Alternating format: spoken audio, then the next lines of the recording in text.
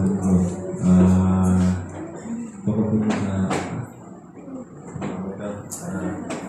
pagdalaw po sa aking asawa na si Maribel.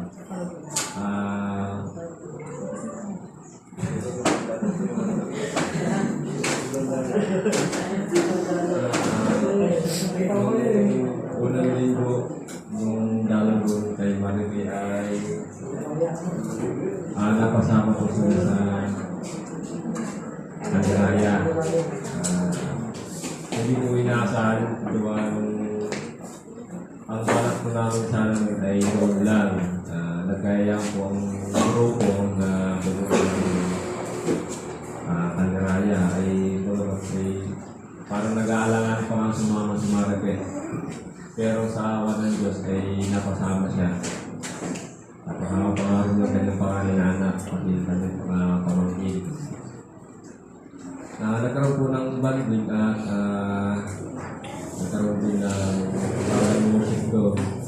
Kung kami po ipauwi na sa amin, nag-usap kami ni Maribel na masaya pala daw na makasama ang grupo at sa loob ng sa ating kunahan. Natutuwa siya ay napasama.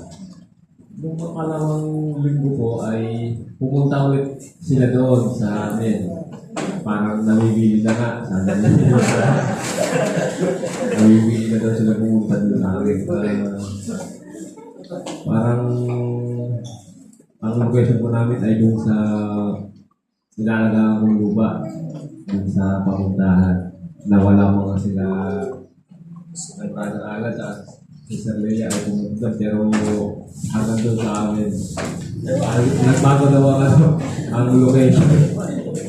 Kaya hindi sila nakapunta sa doon sa pamuntahan. Nandun kami, dinalaw po nila sa Maribel.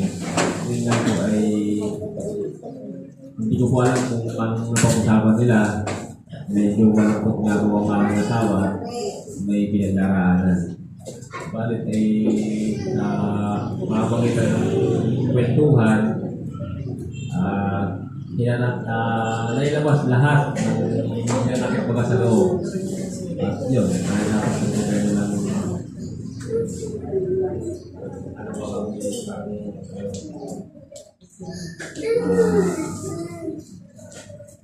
lahat ng kanilang napag-usapan ay hindi ko kasi alam ay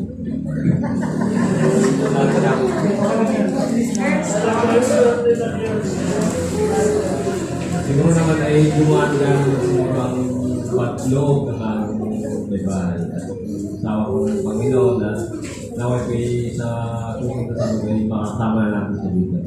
Amen.